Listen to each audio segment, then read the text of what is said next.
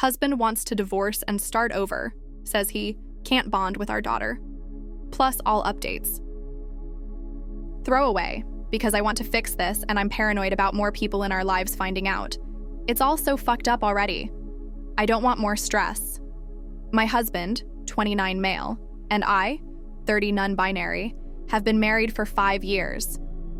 I gave birth to our first child in September, a girl. My husband was present for most of my labor, but things went very pear-shaped and I had to have an emergency C-section. The doctors told him to leave the room and wait outside.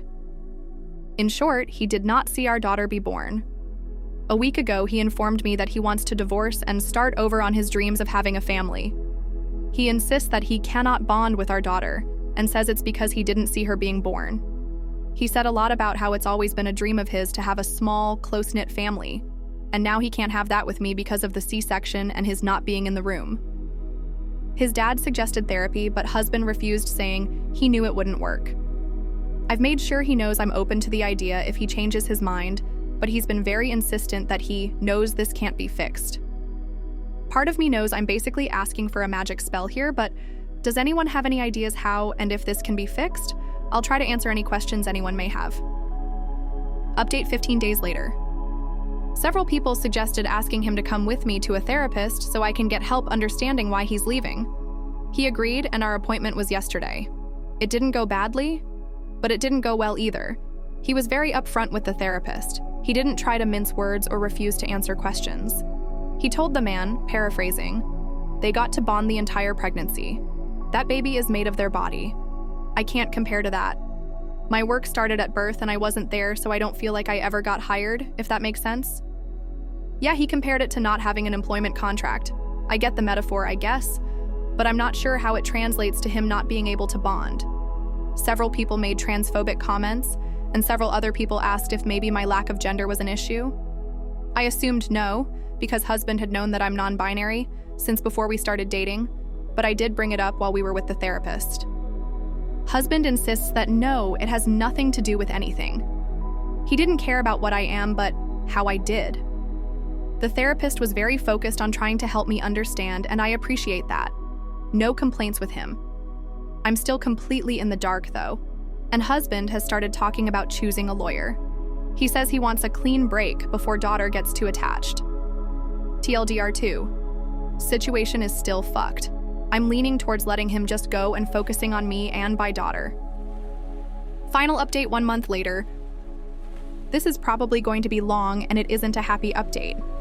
My other posts can be seen in my post history, but the short of it is that I, 30 non-binary, gave birth to my daughter in September.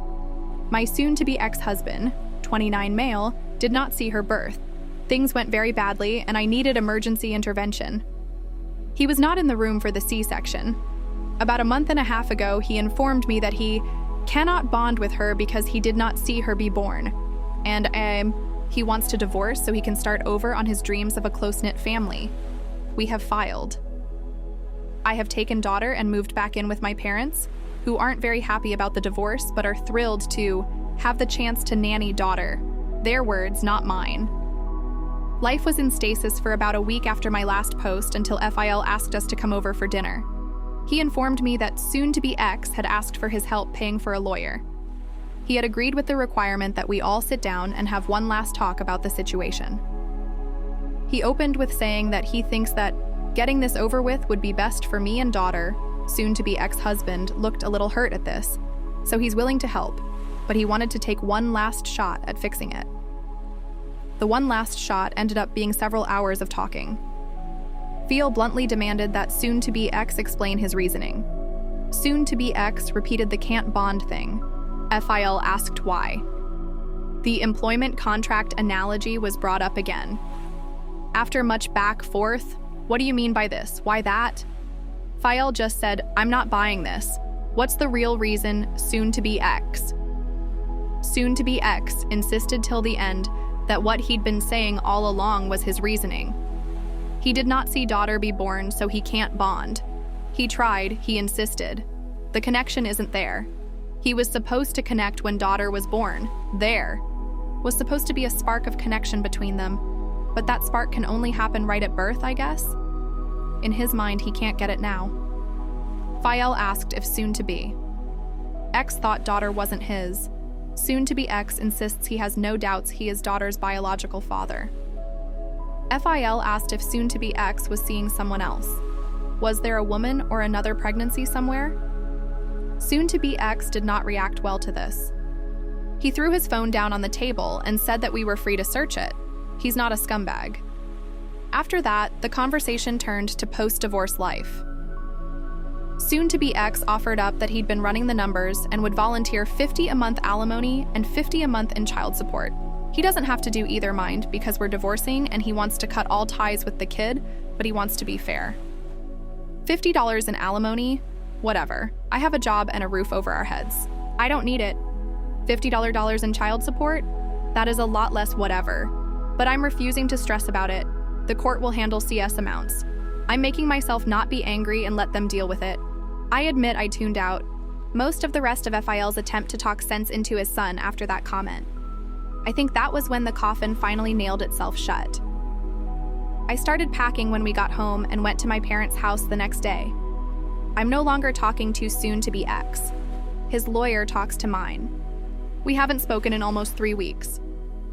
I don't think I need to tell you that he hasn't shown any concern for daughter, but here I am anyway. The day after I got there, my sister kidnapped me to her place. We got very drunk. Daughter was with parents, not us. Talked about everything, and I screamed a lot. I got most of it out of my system. After that, we had more drinks and watched terrible horror movies. I woke up the next day with the headache from hell, but otherwise feeling better than I had in a long time.